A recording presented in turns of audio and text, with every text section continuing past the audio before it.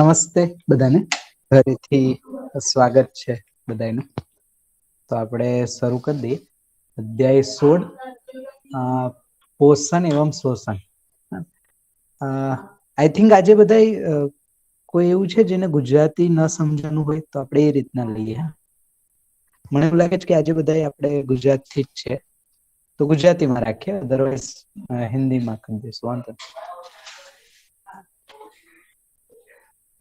પછી જો જોઈન થશે બીજા મિત્રો આપડા તો આપણે હિન્દીમાં સ્ટાર્ટ કરી દઈશું ને. તો અત્યારે પહેલા આપણે ગુજરાતીમાં એઝ ઇટ ઇઝ મને લાગે છે આપણે લઈએ.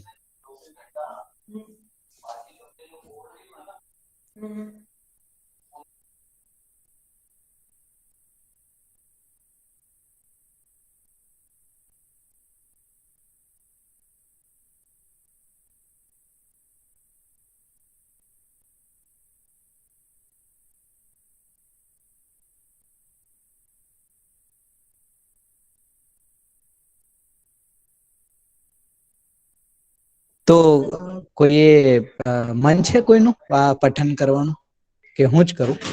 જો હોય તો પહેલા આપણામાંથી કરીએ, બાકી હું તો કરી લઈશ.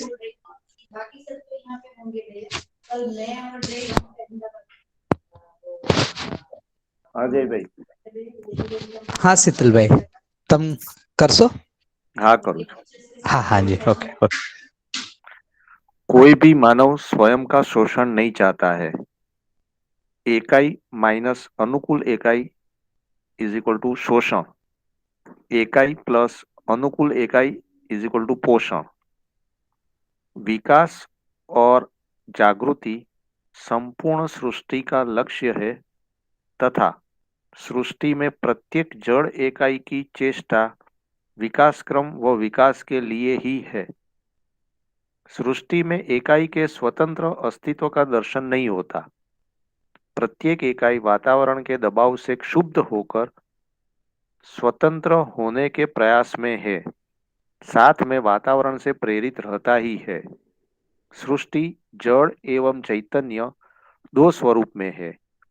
जड़ अपने त्व सहित व्यवस्था समग्र व्यवस्था में भागीदारी रूप में है, जिसका दृष्टा मानव है।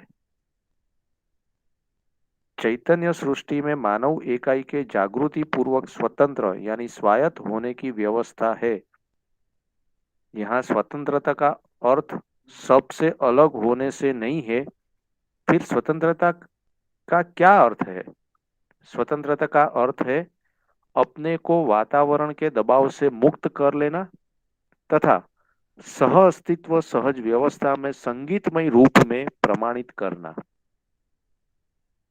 मानव इकाई में इसकी पूर्ण संभावनाएं है तथा जागृत मानव ने स्वतंत्रता की अनुभूति भी की है।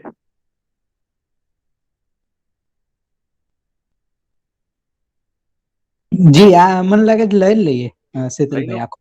હા આખું બુલેટ, હા જી. इस अध्याय में शोषण एवं पोषण का अध्ययन मानव के संदर्भ में ही किया गया है। पोषण सह अस्तित्व के अर्थ में इसके विपरीत शोषण है। वातावरण के प्रताड़ना तथा क्षोभ से मुक्त होकर स्वतंत्र अस्तित्व की अनुभूति करना मानव जागृति की चरम परिणति है। विकास की दिशा में जो समस्त अवरोध है वह शोषक तथा सहायक समस्त तत्व पोषक है। अतएव यह सिद्ध हुआ कि जागृति को अवरुद्ध करने वाली समस्त क्रियाएं शोषण है तथा जागृति को गतिशील करने वाली समस्त क्रियाएं पोषण है। प्रत्येक इकाई परस्परता से प्रभावित है, चाहे वह प्रभाव स्थूल हो अथवा सूक्ष्म हो। चूंकि यहाँ मानव इकाई के पोषण एवं शोषण का विश्लेषण है, अतः हमें व्यक्ति, परिवार, समाज, राष्ट्र तथा अंतरराष्ट्रीय भेद से विश्लेषण करना होगा। अंतरराष्ट्रीय मानव समुदाय एक है तथा सबकी साम्य कामना सुख ही है। निरंतर सुख की उपलब्धि ही मानव का चरम विकास है तथा सुख की स्थिति में ही मानव अपने को वातावरण के दबाव से मुक्त अनुभव करता है। सुखी मानव अन्य का पोषण करने में भी समर्थ होता है।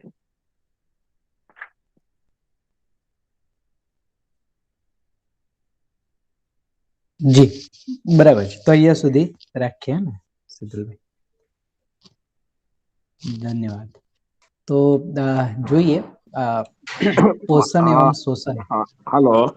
હા યોગેશભાઈ. હા, મારા ખ્યાલથી આગલા પેરેગ્રાફમાં સુખની વાત થઈ છે ને, સુખી માનવ અન્ય કા હા, પોષણ કરને में भी समर्थ होता है, એના પછીનો સમજ. નીચે જે છે ને બુલેટ, એમાં પણ સુખ હા હા, સંબંધી વાત છે. તો મારા ખ્યાલથી જે છે ને એના ઓકે. પછીના નીચેના 2 બુલેટ છે એ બી લઈ લેવાય, એ શોખ થી જોડાયેલા છે. જી સુખ બરાબર સાથે. છે, બરાબર. હા ને? હા હા. બરાબર. સુખ તો એક हाँ, सुख एक बौद्धिक स्थिति है। जीवन बल व शक्तियों की संगीतमयता व एक सूत्रता ही सुख है। सर्व मानव समाधान पूर्वक सुखी होता है।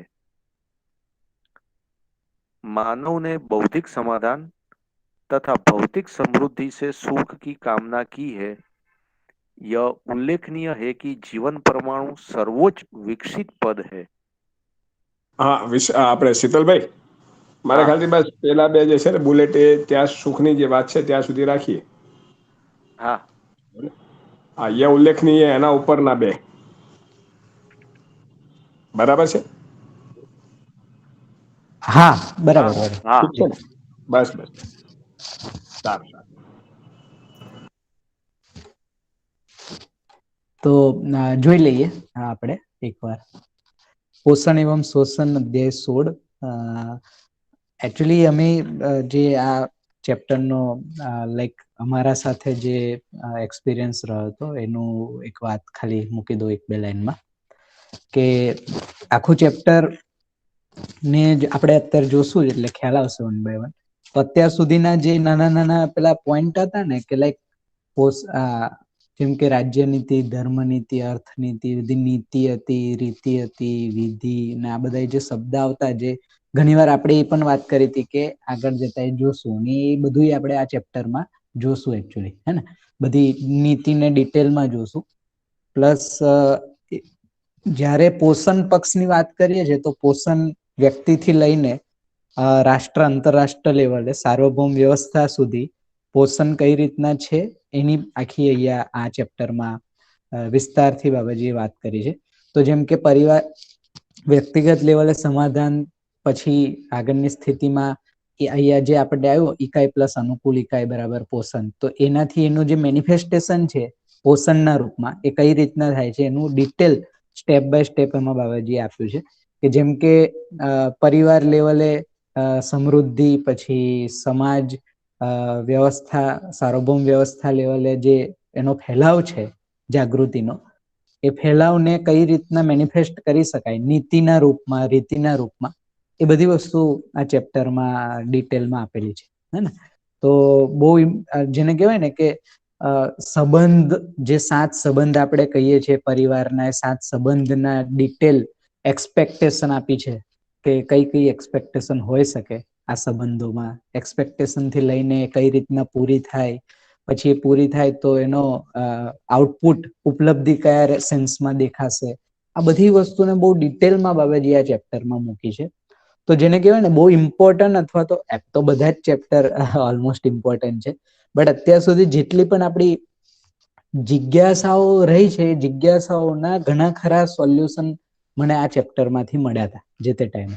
કારણ કે આમાં અત્યાર સુધીની જેટલી પણ આપણી પાસે રેફરન્સ છે, એમાં આપણી પાસે સંબંધ, એના નામ હોય, એના મૂલ્ય હોય, તો મૂલ્યના આપણી પાસે અમુક જેને કહેવાય કે નાની મોટી ડેફિનેશન ને એવું આપણી પાસે આવ્યું હોય, બટ જ્યારે એને એક્ઝિક્યુટ કરીએ અથવા તો વ્યવહારમાં એ સંબંધને કેમ જોવા, એમાં અપેક્ષાઓને કેમ જોવી, કેમ ઓબ્ઝર્વ કરવી, એ બધું આ ચેપ્ટરમાં બહુ સારી રીતના આપ્યું છે. એટલે એવું તો નહીં કહી શકાય કે આ સાવ એકદમ ડિટેલમાં આપ્યું છે, બટ એક ઓવરવ્યૂ આપણી સામે બાબાજીએ પોષણ એવં શોષણમાં મૂક્યો છે, કે આ કઈ રીતના આખી વસ્તુ વ્યવહારિક સ્વરૂપ આપવાનો એક પ્રયત્ન કર્યો છે બાબાજીએ, હે ને. તો જોઈએ ડિટેલમાં 1 by 1. તો મને લાગ્યું એકવાર હું એ શેર કરી દઉં કે કઈ રીતના મારે માટે ઇમ્પોર્ટન્ટ હતું, અને દરેક જણ માટે આમાંથી કંઈક ને કંઈક તો રહેશે જ ઇમ્પોર્ટન્ટ.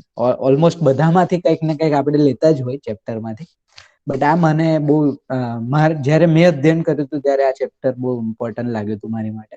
અને બહુ તૃપ્તિદાયક રહ્યું આ ચેપ્ટરને સમજ્યા પછી. એક જેને કહેવાય ને કે વિશ્વાસમાં વૃદ્ધિ બને એવું ચેપ્ટર છે, હે ને. આપણે આ કન્ટેન્ટને લઈને સમજવાની જે જર્ની છે એમાં એક વિશ્વાસમાં આપણને એક એડવાન્સ મળી જાય કે ના ના જીવી શકાશે એમ આ રીતના. એવું એક હિન્ટ અથવા તો જેને કહેવાય કે ગ્લિમ્સ આ ચેપ્ટર માંથી મને મળી હતી. એટલે જોઈએ આપણે પણ એ રીતના કોઈક સ્થિતિએ પહોંચી શકીએ બધા. તો શરૂ કરીએ. કોઈ ભી માનવ સ્વયં કા શોષણ નહીં ચાહતા. પેલા ત્યાંથી તો બાબાજી એ વાત કરી પોષણ એવં શોષણમાં કે કોઈ શોષણ તો ઈચ્છતું જ નથી. અને ડિટેલમાં જોશું તો ખબર પડશે કે કોઈ પોતાનું તો શોષણ નથી ઈચ્છતું અને સામે વાળાનું પણ નથી ઈચ્છતું. ઈચ્છાના લેવલે અથવા તો ઇન્ટેન્શન ના લેવલે શોષણ કોઈ ઈચ્છતું જ નથી. તો શું કામ થાય છે એ પણ આપ્યું છે અને કઈ રીતના પોષણ થશે એ પણ આમાં ડિટેલમાં આપ્યું છે. તો એને જોઈએ વન બાય વન ડિટેલ. ત્યાર પછી માનવ એક ઇકાઈ છે, વાસ્તવિકતા છે, એક જેને કહેવાય કે સાર્વભૌમ ઇકાઈ છે. તો એ અર્થમાં એનું પોષણ કેમ થશે ને એનું શોષણ કેમ થશે એની ડેફિનેશન આપીને પછી એનું વિસ્તાર બાબાજીએ કર્યો છે. તો એમાં કીધું કે ઇકાઈ માઇનસ અનુકૂલ ઇકાઈ બરાબર શોષણ, ઇકાઈ પ્લસ અનુકૂલ ઇકાઈ બરાબર પોષણ. તો ઇકાઈ સાથે એને અનુકૂળ ઇકાઈ જો મળી જાય તો એ ઇકાઈ નો ગ્રોથ થાય, એનું પોષણ થાય. અને કોઈ ઇકાઈ છે એની સાથે એમાંથી અનુકૂળ ઇકાઈ હટી જાય અથવા તો એની સાથે ન મળી શકે તો એનો ડિગ્રેડેશન થાય, હ્રાસ થાય અથવા તો એને બીજા શબ્દોમાં કહીએ તો शोषण થાય. ये बात करी. सो संतोष भाई हमारे साथ जुड़ चुके हैं तो हम हिंदी में कंटेंट को लेंगे. स्टार जे छे, स्टार जो है उसको ले लेते हैं. विकास और जागृति संपूर्ण सृष्टि का लक्ष्य है तथा सृष्टि में प्रत्येक जड़ इकाई की चेष्टा विकास क्रम व विकास के लिए ही है. सृष्टि में इकाई के स्वतंत्र अस्तित्व का दर्शन नहीं होता. प्रत्येक इकाई वातावरण के दबाव से क्षुब्ध होकर स्वतंत्र होने के प्रयास में है, साथ में वातावरण से प्रेरित रहता ही है. सृष्टि जड़ एवं चैतन्य दो स्वरूप में है. जड़ अपने त्व सहित व्यवस्था समग्र व्यवस्था में भागीदारी रूप में है जिसका दृष्टा मानव है. चैतन्य सृष्टि में मानव इकाई की जागृति पूर्वक स्वतंत्र या स्वायत्त होने की व्यवस्था है. फिर स्वतंत्रता का अर्थ बाबा जी ने स्पष्ट किया. यहाँ स्वतंत्रता का अर्थ सबसे अलग होने से नहीं है. क्या है तो बताया कि स्वतंत्रता का अर्थ अपने को वातावरण के दबाव प्रभाव से मुक्त कर लेना तथा सहअस्तित्व सहज व्यवस्था में संगीतमय रूप से प्रमाणित करना है. मानव इकाई में इसकी पूर्ण संभावनाएं है तथा जागृत मानव ने स्वतंत्रता की अनुभूति भी की है. तो बाबाजी ने यहाँ पे वो बात रखी है कि जैसे जो भी जितनी भी इकाई है तो इकाई दो है, जड़ एवं चैतन्य, दो प्रकार की इकाई है. तो दोनों इकाई या तो विकास में क्रम में है या जागृति क्रम में है ना. यह विकास के लिए उसमें कुछ क्रियाकलाप चल रहा है और चैतन्य इकाई है तो उसमें जागृति के लिए कुछ क्रियाकलाप चल रहा है. लेकिन संपूर्ण इकाइयां तो लक्ष्य यही है, विकास और जागृति. ये पहले बाबा जी ने ध्यान आकर्षण कराया. फिर उसमें बाबा जी ने कहा कि जड़ इकाई में बेसिकली विकास क्रम और विकास के लिए वो प्रेरित रहता ही है और उसके लिए वो कुछ ना कुछ क्रियाकलाप या उसमें क्रियाएं देखने को मिलती है. और जड़ पक्ष जो भी है पूरा वो अपने त्व सहित यानी कि अपने अस्तित्व सहित समग्र व्यवस्था में भागीदारी के रूप में दिखता है और देखने को मिलता है ना. और ये जो दिखना है पूरी व्यवस्था में, जो पूरी अस्तित्व में जो व्यवस्था है जड़ पक्ष को लेके, उसका देखने वाला जो है वो मानव ही है, उसका दृष्टा मानव ही है. फिर आगे बाबा जी ने उसमें ही बात की कि जैसे चैतन्य इकाई विकास क्रम के लिए जैसे प्रेरित है वैसे जड़ इकाई जैसे विकास क्रम से विकास के लिए प्रेरित है, वैसे ही चैतन्य इकाई भी जागृति के लिए हमेशा जागृति के लिए प्रेरित है ही. प्लस जागृति पूर्वक ही चैतन्य इकाई स्वतंत्र हो सकती है और व्यवस्था में आ सकती है, ऐसा भी कह सकते हैं ना. या स्वतंत्र होके एक व्यवस्था जो है उसको प्रमाणित कर सकती है. तो फिर बाबा जी ने आगे बताया कि स्वतंत्रता का यह मतलब अलग होना नहीं है, लेकिन स्वतंत्रता का जो मतलब है वो बाहरी वातावरण से के दबाव प्रभाव से मुक्त होकर सहअस्तित्व सहज जो व्यवस्था है उस व्यवस्था को समझ के उसको प्रमाणित करना ही स्वतंत्रता है।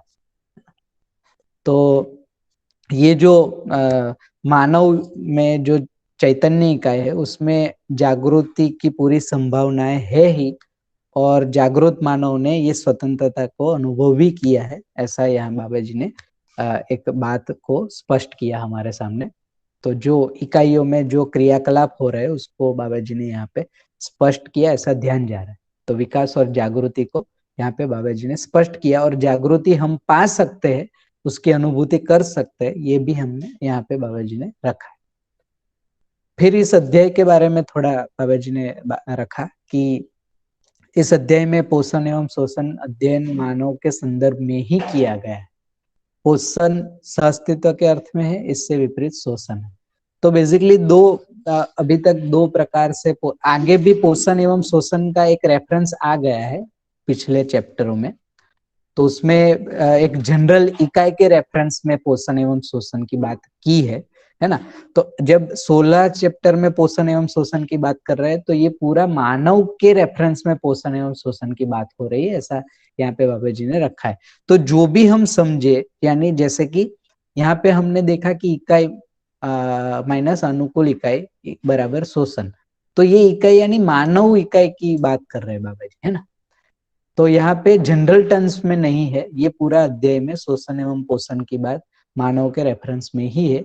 ये एक बैकग्राउंड में रहेगा। तो अब हम जो भी चीजें समझेंगे पोषण एवं शोषण के रूप में, वो ध्यान रहेगा कि वो मानव के रूप में ही हम देख रहे हैं ना, मानव के रेफरेंस में ही उसको समझना है, ये ध्यान बना रहे। इसलिए यहाँ पे अच्छा ध्यान आकर्षण बाबा जी ने करा है। फिर आगे देखे तो वातावरण के प्रताड़ना तथा क्षोभ से मुक्त होकर स्वतंत्र अस्तित्व की अनुभूति करना मानव जागृति की चरम परिणति है। विकास की दिशा में जो समस्त अवरोध है वह शोषक तथा सहायक समस्त तत्व को पोषक है। अतएव यह सिद्ध हुआ कि जागृति को अवरुद्ध करने वाली समस्त क्रियाएं शोषण है तथा जागृति को गतिशील करने वाली समस्त क्रियाएं पोषण है। तो बहुत अच्छे से बाबा जी ने यहाँ पे पोषण एवं शोषण को मानव के रेफरेंस में डिफरेंशिएट करके हमारे सामने रखा है कि जितनी भी क्रियाकलाप है, जो हम इसको लेमन लैंग्वेज में अगर समझे तो जितने भी क्रियाकलाप अगर हम कर रहे हैं, वो क्रियाकलाप से हमारी गति जागृति की ओर या सहअस्तित्व की ओर अगर जा रही है तो वो पोषक है या पोषण हो रहा है हमारा, ऐसा कह सकते हैं। लेकिन जितनी भी क्रियाकलाप हम कर रहे हैं उससे हमारी गति सहअस्तित्व की और नहीं जा रही या इससे विपरीत है, तो वो शोषण के रेफरेंस में हम ले सकते हैं, या शोषण हो रहा है ऐसा हम ऑब्जर्व कर सकते हैं। तो या तो पोषण की ओर गति है या तो शोषण की ओर गति है मानव की, है ना। मानव के रेफरेंस में दो ही गतियां है, जागृति और ह्रास, है ना। तो जागृति को पोषण कहते हैं और ह्रास को शोषण कहते हैं। तो अगर मानव लक्ष्य की ओर हम गतित हो रहे हैं डे बाय डे, तो हम सही डायरेक्शन में है, हमारा पोषण हो रहा है, ग्रोथ हो रहा है ना। अगर उसके विपरीत डायरेक्शन में जा रहा है तो हमारा शोषण हो रहा है, हमारा डिग्रेडेशन हो रहा है, जो स्थिति उससे हम नीचे की स्थिति की तरफ जा रहा है, ह्रास की ओर, है ना।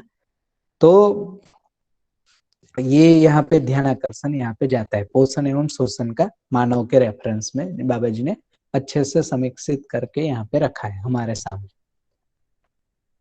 फिर आगे देखे तो ये जो स्टार है इसमें लिखा है कि प्रत्येक इकाई परस्परता में प्रभावित है, चाहे वह प्रभाव स्थूल हो अथवा सूक्ष्म हो।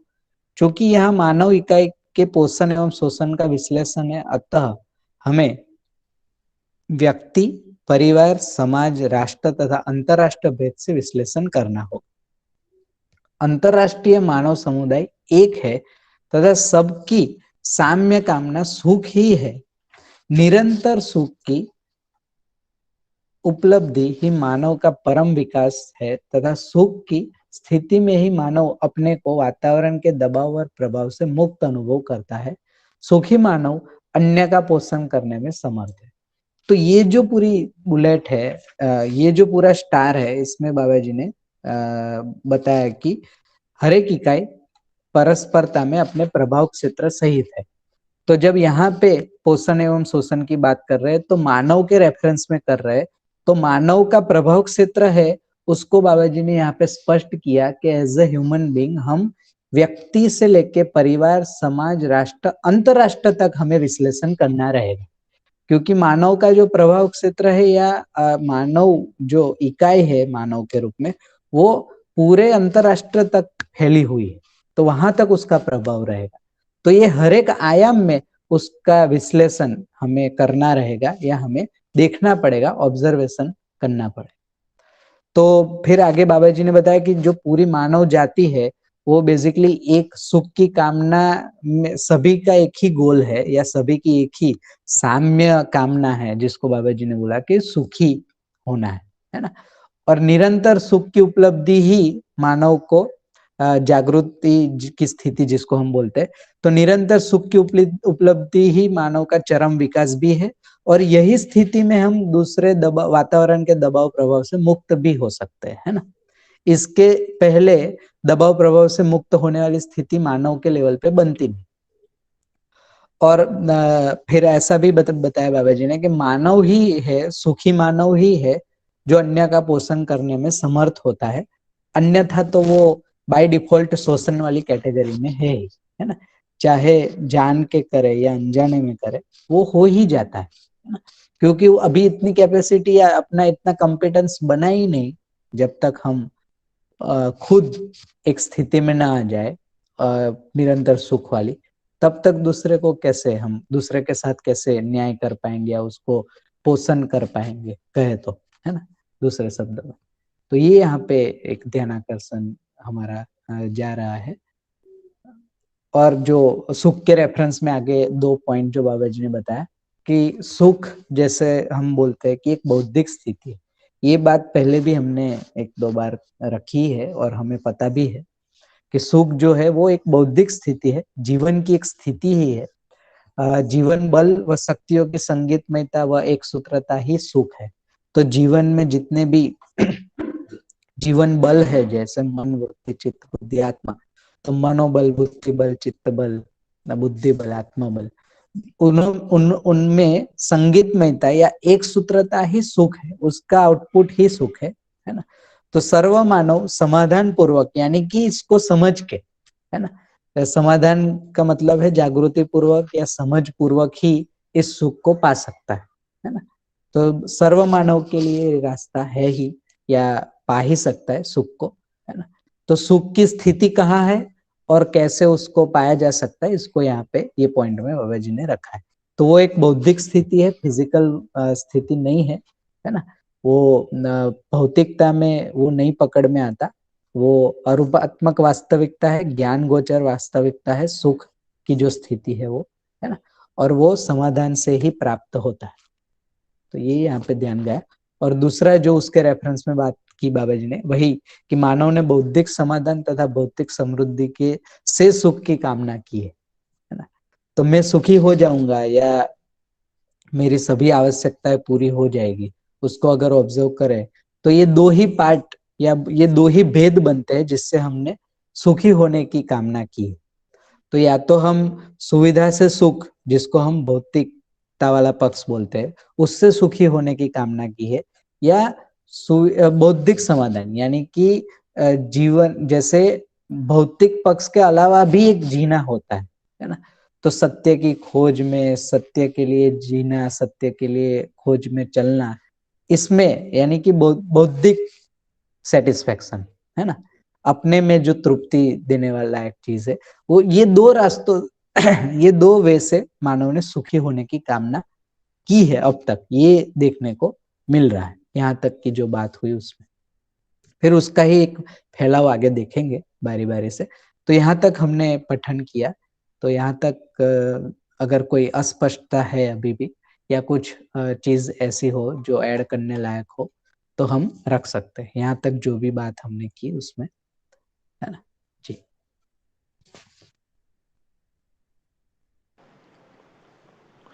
हाँ जय भाई। हाँ संतोष भाई जी बोलिए। तो मैंने शोषण के बारे में ऐसा सुना था हाँ कि श्रम श्रम दूसरे करे जी और उसका फायदा मेरे को होवे।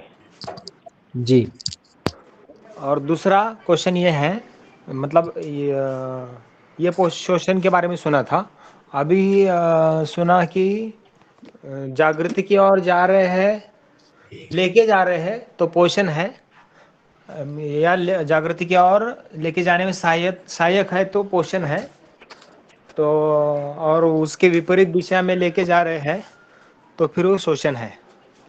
तो ये अपन जो उत्पादन करते हैं, वो विनिमय करते हैं, शिक्षा, ये सब क्यों हो रहा है? तो लोगों से चर्चा हुए, लोगों के लिए हम प्रेरणा हुए और उनको जागृति के लिए प्रेरणा हुए, इसके लिए हो रहा है। ये हो गया शोषण की मानसिकता से।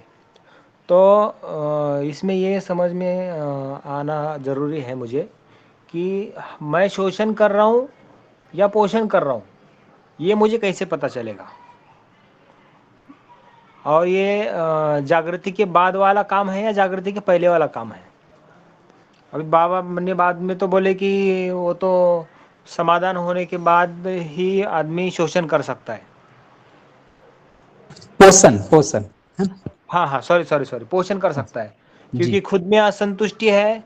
तो हाँ फिर कहीं ना कहीं कोई भी व्यवहार करेंगे तो सामने से संतुष्टि की अपन अपेक्षा रखेंगे ही रखेंगे। जी और सामने वाला अपने अकॉर्डिंग जिएगा, ये उसको थोड़ी पता है। अगर सही जिएगा है। तो फिर उसकी स्वतंत्रता चली गई, तो यहाँ पे न्याय नहीं हुआ, वो भाई संतुष्टि नहीं हुई। जी तो इसमें ज़रा क्लैरिटी दीजिए ना। हाँ हाँ बढ़िया बढ़िया, बहुत ही बढ़िया।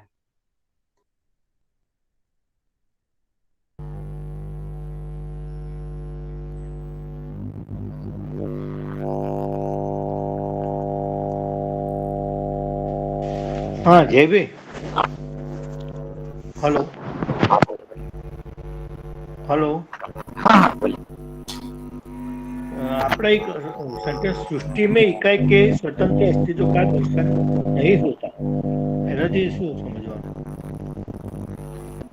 કઈ જી હા, પહેલો જે પેરેગ્રાફ છે ને મોટો આપણો, सृष्टि में इकाई के स्वतंत्र अस्तित्व का दर्शन नहीं होता। अच्छा अच्छा आखो पेला विकास और जागृति संपूर्ण सृष्टि का लक्ष्य है, ये रहा पैराग्राफ में तीजी लीटी।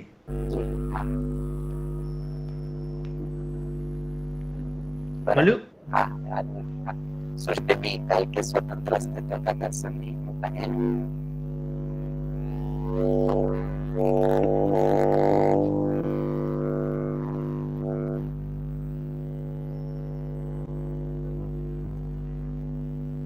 रख दो का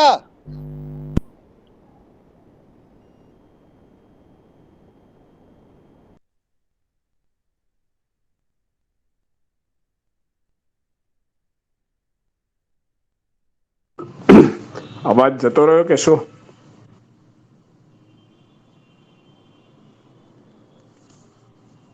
हाँ, हमारे भी આવતો નથી। હા, અવાજ જતો રહ્યો કે શું કઈ ખ્યાલ ના આવે। जगदीश भाई, जगदीश भाई, हाँ बोलो। આ તમારો જે ક્વેશ્ચન છે, સૃષ્ટિ में एकाई के स्वतंत्र अस्तित्व का दर्शन नहीं होता, ये જ છે ને? हाँ, તો સ્વતંત્ર અસ્તિત્વ તો નથી જ ને, કારણ કે વ્યાપક તો છે જ ને જોડે. અચ્છા, પણ અહીંયા તો સ્વતંત્રનો અર્થ બાબાજી એમ કહે છે કે ભાઈ બીજાથી અલગ થવું એ રીતનું નથી, પણ પ્રભાવ અને પેલાથી એનાથી મુક્ત થવું, એનો અર્થ સ્વતંત્ર છે ને. તો એ તો સ્વતંત્રતા જોઈએ જ ને. હા, એટલે વાતાવરણનો એક દબાવ, જો એક તો કેવું છે કે વ્યાપક છે અને બીજું વાતાવરણનો દબાવ પણ છે. એટલે વાતાવરણનો જે પ્રભાવ છે, જેટલી પણ એકાઈ છે એનો પોતપોતાનો એક પ્રભાવ હોય. અને અહીં समझी गया। पेलू ख्याल आई गयो, सृष्टि में ऐसी कोई जगह नहीं है जहाँ व्यापक न हो, ऐसी जगह हो सकती है जहाँ इकाई न हो, बराबर ना? એટલે એ આપણે જે સમજ્યા છે કે નહીં, સાચું છે કે નહીં, એ યોગેશભાઈ અને જયભાઈ કે એટલે ક્લિયર થાય કે કોઈ ગેપ હોય તો. પણ હા જે હા પ્રમાણે હું સમજ્યો છું એ પ્રમાણે સમજો કે અત્યારે અહીંયા આગળ માનવ એકાઈના સંદર્ભમાં વાત કરે છે. હમ તો માનવ એકાઈના સંદર્ભમાં વાત કરીએ તો એનો પણ પ્રભાવ પડવાનો છે. તો એ બરાબર. પણ એ સ્વતંત્ર નથી રહી શકવાનો. હા એટલે એટલે ખ્યાલ આવી ગયો.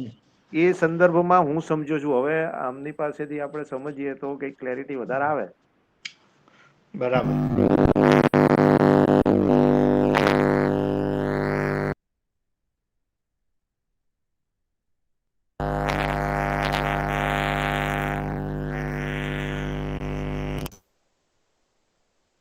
જયભાઈ, આજે તમારું તમે બીજું લોગિન આઈડી થી જોઈન થયા છો ને, એની ઉપરથી કદાચ કરો તો અવાજ ક્લિયર આવે. પેલામાં નોઈસ બહુ આવે છે.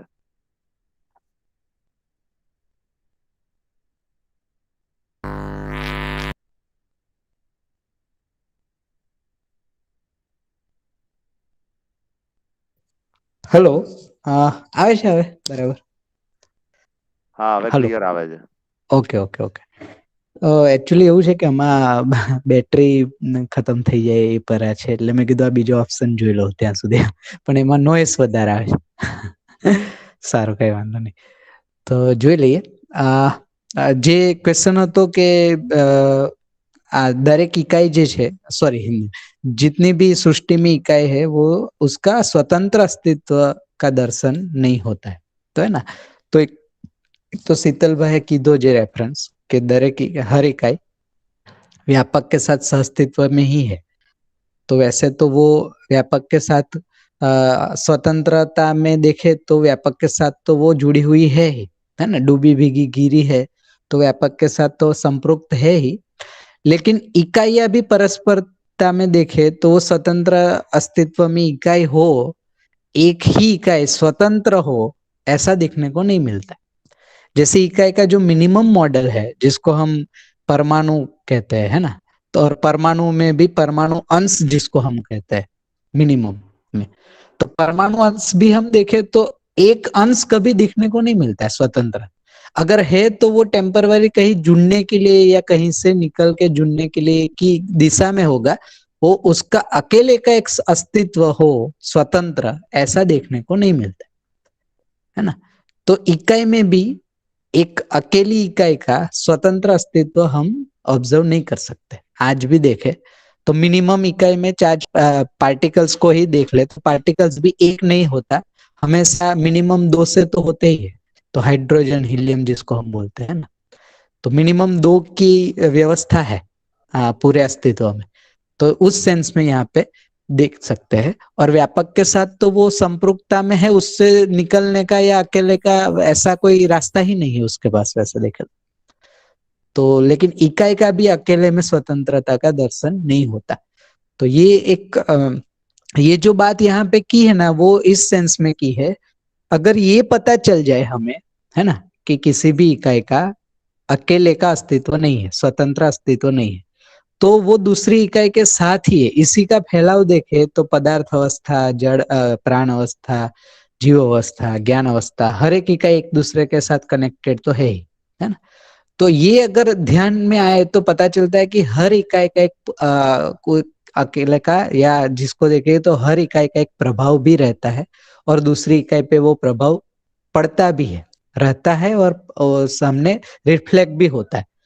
तो इकाई अपने वातावरण में, वातावरण इसी को बोला आगे, वातावरण को अगर समझने जाए तो पता चलता है वातावरण इकाइयों का समूह है ना। अकेली इकाई का कोई वातावरण नहीं होता, अकेली इकाई का प्रभाव क्षेत्र होता है। तो ये प्रभाव क्षेत्र मिलके कुछ वातावरण बनता है। तो इस सेंस में अगर देखे तो अच्छे से वो क्लियर होगा, है ना। तो यहाँ पे आगे लिखा भी है, प्रत्येक इकाई वातावरण के दबाव से शुद्ध होकर स्वतंत्र होने के प्रयास में है, साथ में वातावरण से प्रेरित भी रहता है।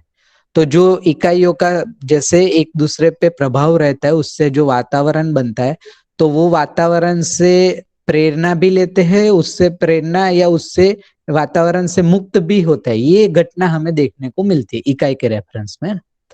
तो उसी को सृष्टि बोला बाबा जी। तो वातावरण बनने से उसकी कुछ गति बनती है, ह्रास की ओर या विकास की ओर। तो इसी के रेफरेंस में देखें तो इकाई के अनुकूल इकाई या वातावरण है या मिलता है तो पोषण या विकास की ओर गति बनती है, और इकाई के प्रतिकूल इकाई या जिसको बोले कि इकाई माइनस इकाई का वातावरण मिलता है तो ह्रास की ओर या शोषण की ओर गति होती है। तो इस सेंस में इसको अगर देखेंगे तो बहुत अच्छे से पकड़ में आएगा, है ना। ठीक है जगदीश भाई। हाँ, बहुत सुंदर। ठीक, योगेश भाई आपको भी कुछ ऐड करना हो अगर आपको लगता हो तो आप भी ले सकते हैं। नहीं, ठीक बात है ना। ये जो कह रहे हैं जड़ इकाई के लिए ठीक है, यहाँ बताया है। 1 मिनट, आवाज पहुंच रही है? जी जी हाँ भैया जी। तो यहाँ जड़ इकाई के लिए वो बताया है कि हर जड़ इकाई है ना, प्रत्येक इकाई वातावरण के दबाव से क्षुब्ध होकर स्वतंत्र होने के प्रयास में है ना। तो जो संपृक्ततावश ये परमाणु में जो श्रम गति परिणाम है ना, वो श्रम गति परिणाम के रूप में है ना, श्रम से विश्राम की ओर, गति से गंतव्य यानी आचरण पूर्णता की ओर, और परिणाम से परिणाम के अमरत्व की ओर जो उनकी चेष्टा है ना, वही उसका स्वतंत्र होने की दिशा में प्रयास है। जड़ इकाई जब तक जड़ है तब तक अणुबंधन भार बंधन से युक्त है, लेकिन जब वो जड़ से चैतन्य परमाणु में संक्रमित हो जाएगा उस समय वो भार बंधन अणुबंधन से मुक्त हो जाएगा, तो वो स्वतंत्रता की ओर जो है उसकी गति है। अब अणुबंधन भार बंधन से मुक्त हो गया चैतन्य इकाई, लेकिन आशा विचार इच्छा बंधन से युक्त हो गया। अब आशा विचार इच्छा बंधन से जागृति पूर्वक जो है वो मुक्त हो जाता है, और इस तरह से चैतन्य इकाई ज्ञानावस्था में वो स्वतंत्र हो सकती है। उसका अपना स्वतंत्र अस्तित्व हो सकता है, क्योंकि वो अणुबंधन भार बंधन से मुक्त है और जागृति पूर्वक आशा विचार इच्छा बंधन से भी मुक्त है। तो उसका जिक्र आगे किया हुआ है कि प्रत्येक इकाई वातावरण के दबाव से क्षुब्ध होकर स्वतंत्र होने के प्रयास में है, लेकिन ये जड़ इकाई की बात है, साथ में वातावरण से प्रेरित भी रहता है ना। उसमें प्राणमय कोश उसमें सक्रिय रहता है, इसलिए प्रेरित रहता है। तो वो श्रम से विश्राम की ओर उसका प्रयास चालू रहता है, गठनशील से गठन पूर्णता की ओर, है ना। और कोई एक समय पर वो विकसित हो जाता है, गठन पूर्ण हो जाता है, और जैसे ही गठन पूर्ण होता है वैसे ही जो है अणुबंधन भार बंधन से मुक्त हो जाता है जड़ इकाई। और उसके बाद जो है आशा विचार इच्छा बंधन से युक्त होने के बाद उसमें जागृति क्रम शुरू होता है, और वो जागृति पूर्वक जो है वो उससे भी मुक्त हो जाता है और स्वतंत्र हो जाता है। उसका यहाँ आगे बताया है, जड़ अपने त्व सहित समग्र व्यवस्था में भागीदारी रूप में है, जिसका दृष्टा मानव है। चैतन्य सृष्टि में मानव इकाई के जागृति पूर्वक स्वतंत्र होने की व्यवस्था है। बात पहुंची जगदीश भाई, जय भाई? हाँ पहुंची बात भैया, बढ़िया बताया। आगे बता रहे हैं कि सृष्टि में इकाई के स्वतंत्र अस्तित्व का दर्शन नहीं होता, और उसी पैराग्राफ में 4 लाइन के बाद यहाँ बता रहे हैं कि चैतन्य सृष्टि में मानव इकाई के जागृति पूर्वक स्वतंत्र होने की व्यवस्था है। यहाँ स्वतंत्रता का अर्थ सबसे अलग होने से नहीं है। फिर स्वतंत्रता का क्या अर्थ है? स्वतंत्रता का अर्थ है अपने को वातावरण के दबाव से मुक्त कर लेना। तो जब तक जड़ इकाई है तब तक तो वातावरण के दबाव से वो दबावित, मतलब दबाव में भी है और प्रभावित भी है।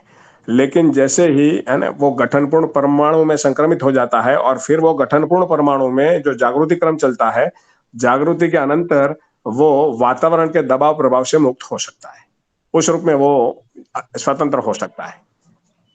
मैं इसको ऐसे देख रहा हूं, बाकी मित्र जो है इस पर अपना पक्ष रखे। भैया वातावरण के दबाव से मुक्त कैसे होते हैं?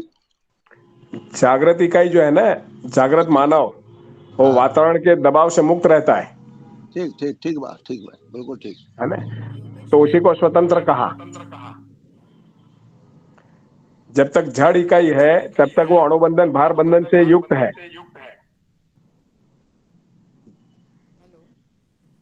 अणु जब है ना परमाणु बनने के लिए जो है वो उस पर दबाव बना हुआ है, परमाणु का अणु में रूपांतरित होने के लिए उसमें दबाव बना हुआ है। अणु से अणु रचित रचना के लिए जो है वो एक दबाव बना हुआ है। लेकिन जैसे ही जड़ इकाई चैतन्य इकाई में, अच्छा ये कहीं इको आ रही है, हाँ, निमिषा आवाज बोल ठीक से रही पहुंच रही है? पहुंच रही मुझे है भैया। लगता है ये इको आ रही है।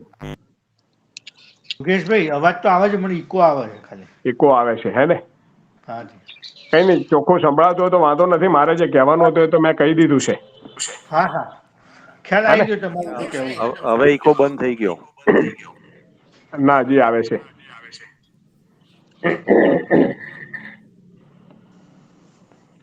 જુઓ તમે, વાત પહોંચી હોય હે ને, કોઈ બીજા મિત્રને એમ લાગે મારે કઈ હું કઈ બીજું જોઈ રહ્યો છું અને જયભાઈને એમ લાગે કંઈક બીજું છે આમાં, તે પોતાનો વિચાર વ્યક્ત કરે. યોગેશભાઈ, હા અવાજ નિમિષાબેન, સંભળાય છે મારો? હા આમાં જે આવે છે. લખ્યું છે ને, હા આમાં એક सेंटेंस છે, प्रत्येक इकाई वातावरण के दबाव से क्षुब्ध होकर स्वतंत्र होने के प्रयास में है. तो दरेक इकाई આવી જાય એમાં? હા, ગઠનશીલ પરમાણુ, દરેક પરમાણુ છે ને પૂર્ણતાના અર્થમાં જ એ વિકાસ ક્રમમાં છે. દરેક ગઠનશીલ પરમાણુ પૂર્ણતાના અર્થમાં, ગઠનપૂર્ણના અર્થમાં જ જે છે એ શ્રમગતિ ક્રિયાશીલ છે. પ્રાણાયામ એના આધારિત છે. ટોટલ એમાંથી પછી શ્રમગતિ સહઅસ્તિત્વ સહજ વિધિથી અમુક ગઠનશીલ પરમાણુ ગઠનપૂર્ણ બને છે હે ને. અને એ ગઠનપૂર્ણ બન્યા પછી ક્રિયાપૂર્ણતા છે, અને ક્રિયાપૂર્ણતા પછી આચરણપૂર્ણતા છે. એ આચરણપૂર્ણતા છે એ સ્વતંત્રતા. એમ નહીં, પણ પ્રત્યેક इकाई એટલે દરેક જડ અને ચેતન બધા જ આવી જાય ને એમાં. प्रत्येक इकाई वातावरण के दबाव से क्षुब्ध होकर स्वतंत्र होने के प्रयास में है. હા છે જ ને બેન. ગઠનશીલ પરમાણુ ગઠનપૂર્ણના અર્થમાં છે, હા અને ભ્રમિત માનવ જે છે જાગૃત થવાના અર્થમાં ક્રિયાશીલ છે. બરાબર છે. ભ્રમિત માનવ પરતંત્ર છે. તો ક્ષુબ્ધ થવું એટલે શું? એમ ક્ષુબ્ધ થવું, આમ તો ક્ષુબ્ધની ડેફિનેશન क्षुब्ध कई रीते થાય? क्षोभ से भराई जो, क्षोभ से भर जाना ही क्षुब्ध है ओके ना. और क्षोभ क्या है ना? श्रम का क्षोभ है हाँ, श्रम से क्षोभ है, एक क्षोभ है ना. बराबर છે. हाँ मानव में जो विचारों में जो श्रम चल रहा है ना, वो श्रम से छूटना चाहता है. मतलब श्रम किस रूप में है? विसंवादिता के रूप में, नासमझी के रूप में, भ्रम के रूप में उसके विचारों में श्रम चल रहा है ना. समझदारी के आधार पे वो श्रम से विश्राम की ओर आगे बढ़ सकता है, और उसी विश्राम की स्थिति को क्रियापूर्णता कहा है. बराबर. और क्रियापूर्णता जो है वहीं से स्वतंत्रता की शुरुआत है. आचरण पूर्णता में स्वतंत्रता पूर्णता है.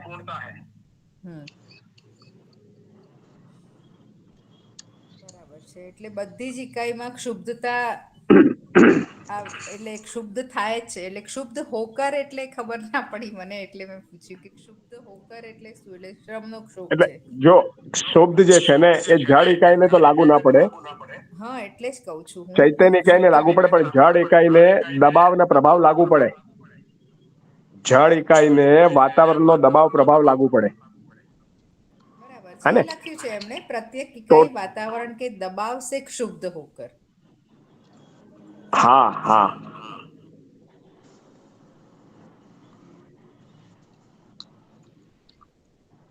જી જી સમજ પડી હવે. હા શુદ્ધ શબ્દ જે છે એ એકચ્યુઅલી ચૈતન્યના સંદર્ભમાં આપણને સ્પષ્ટ સમજાય है ને, હા હા કે એ જ. ચૈતન્ય ઇકાઈ જ્ઞાનાવસ્થા જે કંઈ કરી રહી છે સરવાળે વિશ્રામના અર્થમાં કરી રહી છે. વિશ્રામ એટલે કે સુખ है ને. તો જે ચૈતન્ય ઇકાઈની અંદર જે શ્રમ ચાલી રહ્યો છે એ સરવાળે વિશ્રામના અર્થમાં ચાલી રહ્યો છે. વિશ્રામ એટલે ક્રિયાપૂર્ણતાની સ્થિતિ, સુખની સ્થિતિ है ને, સ્વતંત્રતાની સ્થિતિ. અહીંયા જે છે કદાચ જડ એકમની સાથે આપણને જોડેલું દેખાય છે, પણ હા ઓવરઓલ કાર્યક્રમ જે છે પૂર્ણતાના અર્થમાં છે. આ સંસારમાં, આ સંસારની અંદર કમ્પ્લીટ કાર્યક્રમ પૂર્ણતા અને સંપૂર્ણતાના અર્થમાં છે है ને. એટલે પૂર્ણતા છે આગળ ગઠન પૂર્ણતા, ક્રિયા પૂર્ણતા, આચરણ પૂર્ણતા. આગળ જે सेंटेंस છે ને કે सृष्टि में प्रत्येक जड़ इकाई की चेष्टा विकास क्रम व विकास के लिए ही है. सृष्टि में इकाई के स्वतंत्र अस्तित्व का दर्शन नहीं होता। प्रत्येक इकाई वातावरण के दबाव से क्षुब्ध होकर स्वतंत्र, मतलब क्षुબ્ધ હોકર તો માણસ એટલે ચૈતન્ય ઇકાઈમાં ક્ષોભ થાય એમ મને તો મારું અત્યાર સુધીનું જે વાંચન પરથી મારું પરસેપ્શન એવું છે, તો આ ક્ષુબ્ધ દરેક ઇકાઈ માટે લખ્યું છે ને એટલે પૂછું છું. હાજી હાજી વિકાસ ક્રમ ને વિકાસ છે ને, વિકાસ સુધી તો શ્રમ ગતિ પરિણામ છે જી હે ને, અને વિકાસ ક્રમમાં અને જેવો વિકાસ થાય છે ત્યાંથી પછી પરિણામની અમરત્વ અને ત્યાંથી પછી વિશ્રામ તરફની યાત્રા શરૂ થાય છે. એટલે વિકાસ और જાગૃતિ સંપૂર્ણ સૃષ્ટિ કા લક્ષ્ય है. જોયું અહીંયા જે કહ્યું છે, એક તો ગઠન પૂર્ણતા અને આચરણ પૂર્ણતા એ સંપૂર્ણ સૃષ્ટિનું લક્ષ્ય છે. વિકાસ ગઠન પૂર્ણતા છે અને જાગૃતિ એ આચરણ પૂર્ણતા છે. સંપૂર્ણ સૃષ્ટિનું લક્ષ્ય એ જ છે. તથા સૃષ્ટિ में प्रत्येक जड़ इकाई, અહીંયા લખેલું છે जड़ इकाई, प्रत्येक जड़ इकाई की चेष्टा विकास क्रम व विकास के लिए ही है ने. तो जो जड़ एकम છે, प्रत्येक जड़ परमाणु એ સરવાળે ગઠન પૂર્ણતા તરફ જ જે છે એ ચેષ્ટા કરી રહ્યું છે. એ વિકાસ છે હે ને. ત્યાંથી પછી જાગૃતિ ક્રમ શરૂ થાય છે. તો અહીંયા પહેલું જ વાક્ય છે, વિકાસ और जागृति संपूर्ण सृष्टि का लक्ष्य है. तो विकास એટલે ગઠન પૂર્ણતા અને જાગૃતિ એટલે આચરણ પૂર્ણતા. વાત પહોંચે છે મિત્રો? અને ત્યાંથી પછી આગળની વાત શરૂ કરી છે બાબાજી.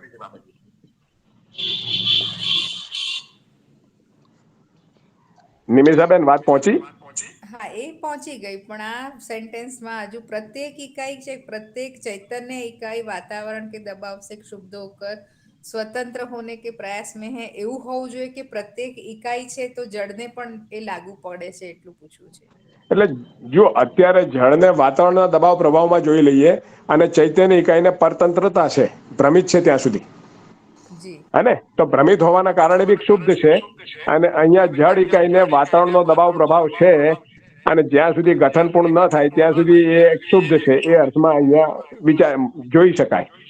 Okay okay.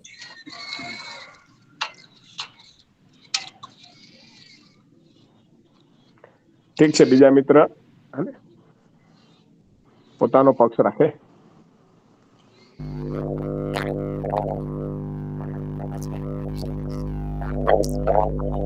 आवाज नहीं आ रही है.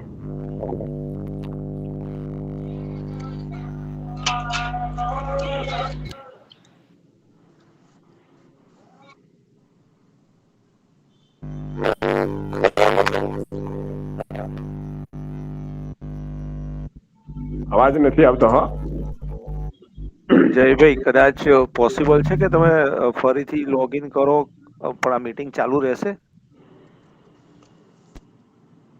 તમારો અવાજ નથી આવતો.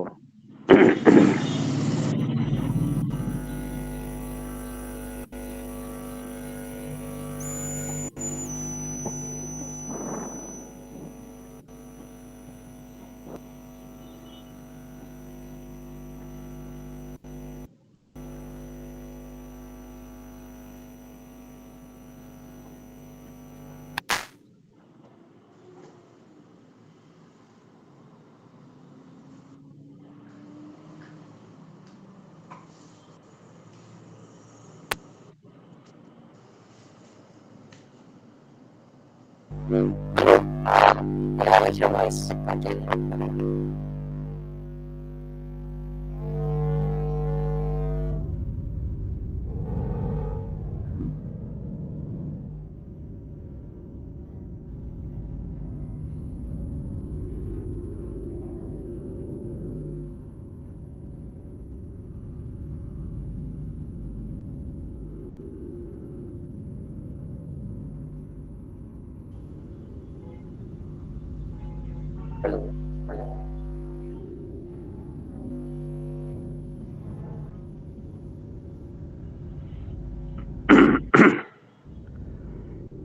ચાર વાગીને 33 થઈ છે. હાજી હાજી, 4:33 થઈ છે. આપણે કન્ટિન્યુ કરવું છે.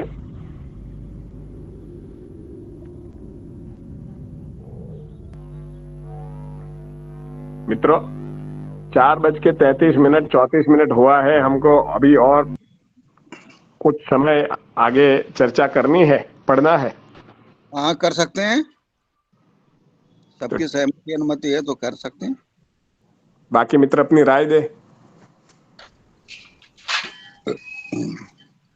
4:45 तक हाँ कंटिन्यू रख सकते। हाँ हाँ, कर दीजिए। ठीक है। तो हाँ ये जो पहले पैराग्राफ में जो चर्चा हुई उसको लेकर अगर कोई प्रश्न है या तो किसी को कुछ शेयर करना है तो बात कर सकते हैं, नहीं तो फिर आगे बढ़ते हैं।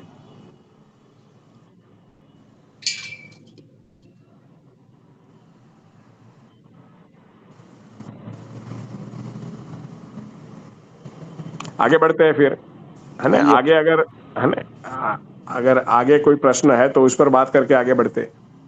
ठीक है।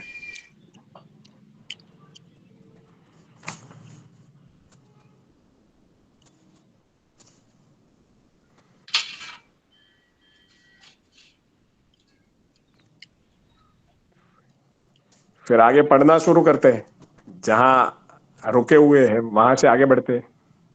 अगर उससे पहले कोई प्रश्न नहीं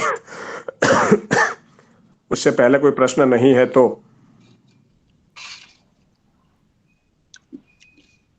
हाँ योगेश भाई। हाँ जी सरिता बहन। हाँ हाँ, वो जो फर्स्ट पोषण और शोषण के पहले पेज में लास्ट स्टार में प्रत्येक इकाई परस्परता से प्रभावित है, ये समझ में ठीक। आता है। चाहे वह प्रभाव स्थूल हो अथवा सूक्ष्म हो, चूंकि यहाँ मानव इकाई के पोषण और शोषण का विश्लेषण है, अतः हमें व्यक्ति, परिवार, समाज, राष्ट्र तथा अंतरराष्ट्रीय भेद से विश्लेषण करना होगा। तो जो प्रत्येक इकाई परस्परता से प्रभावित है, यानी और प्रभाव स्थूल या सूक्ष्म हो। स्थूल और सूक्ष्म प्रभाव क्या होगा? स्थूल प्रभाव जो है फिजिकल प्रभाव है, सूक्ष्म प्रभाव है वो मानसिकता के रूप में प्रभाव है। जो मानव, जो विचारों का प्रभाव है ना परस्परता हाँ में, मानवों की परस्परता में, हाँ, वो सूक्ष्म प्रभाव है। अच्छा, तो ये मानव के लिए ही बात हो रही है ना? हाँ सरिता बहन। मानव के लिए ही बात हो रही है हाँ ना? हाँ हाँ, प्रत्येक इकाई परस्परता से प्रभावित है, चाहे वह प्रभाव स्थूल हो अथवा सूक्ष्म हो। ઓકે. એટલે યોગેશભાઈ, હું ધારો કે કંઈક વિચારું, હા સમજો હું તમારા માટે કંઈ વિચારું છું, હા તો એનો પ્રભાવ તમારી ઉપર પડે એવું? ના, વિચારોનો પ્રભાવ ફેલાય ને. આજે બાબાજીનો જે વિચાર છે સહઅસ્તિત્વવાદી વિચાર, એ કેટલા દૂર સુધી પ્રભાવિત થઈ રહ્યો છે? सहअस्तित्ववादी विचार का प्रभाव कितने दूर तक फैल रहा है? एक तो भौतिक प्रभाव रहता है, दूसरा जो है ये सूक्ष्म क्रिया है, आशा विचार इच्छा कल्पनाशीलता का भी अपना एक प्रभाव है ना संसार में। हाँ, वो तो मैंने एक वीडियो में सुना था कि हाँ अस्तित्व का जो प्रभाव होता है ना, वो सबसे दूर तक यानी दूसरी धरती तक जाता है। हाँ और जो हम प्रिय हित लाभ यानी कि हम जो 4.5 क्रिया में जीते हैं और जो विचार करते हैं ना, तो उसका प्रभाव बहुत कम तक रहता है। बिल्कुल, है ना? ये संस्कार कुसंस्कार ये भी प्रभाव है ना एक प्रकार के।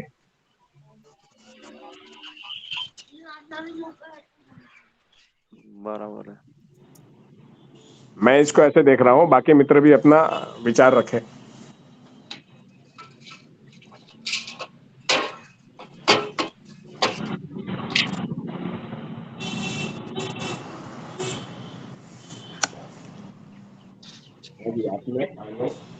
सर्टिफिकेट है। हाँ जी हाँ जी, आणि ट्रेन करावी तुम्हाला. हाँ जी। सिंपल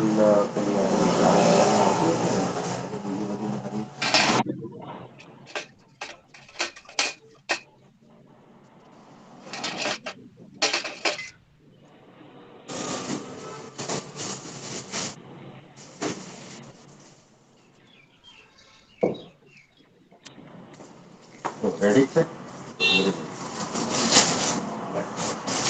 हाँ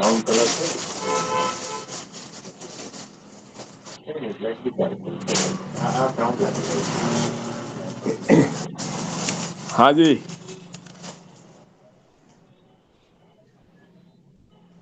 हेलो। हाँ हाँ तो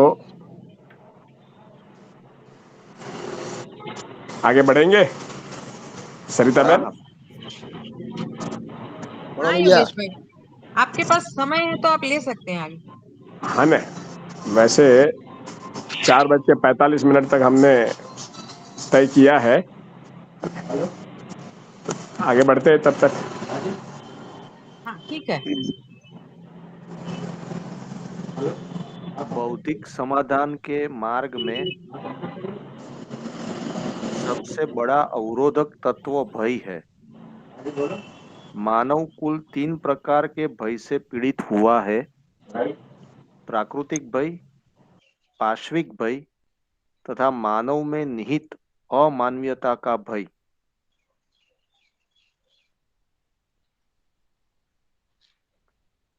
मानव का मानव से भय परधन, पर नारी, पर पुरुष तथा पर पीड़ात्मक व्यवहार के कारण है।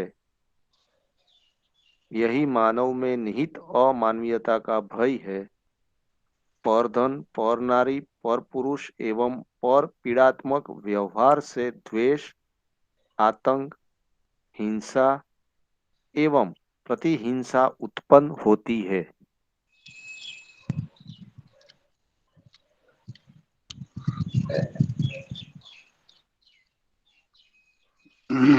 हाँ शीतल भाई। हाँ ठीक है, ये तो हाँ जी, हाँ ये तो ठीक है, क्लियर है। ठीक है, तो आगे बढ़ते हैं।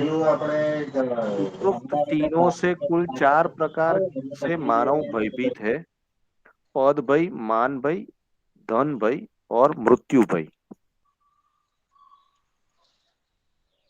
भौतिक समृद्धि के लिए मानव के पास केवल 3 ही अर्थ है: 1 तन, 2 मन और 3 धन।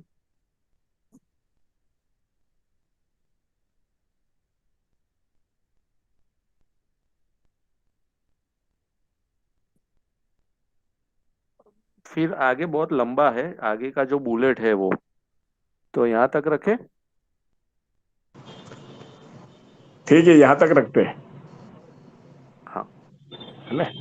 यहाँ तक अगर किसी को कुछ शेयर करना है, कुछ प्रश्न है तो उस पर बात करके हमें आज विराम लेते हैं। ठीक है।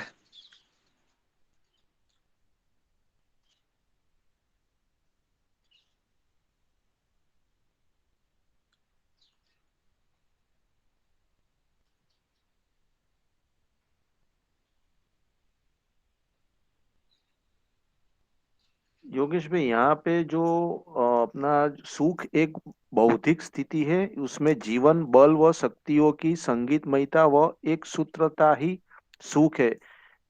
यानी ये अपना जो जीवन क्रिया में बल और शक्ति जो है उसकी बात करते हैं ना।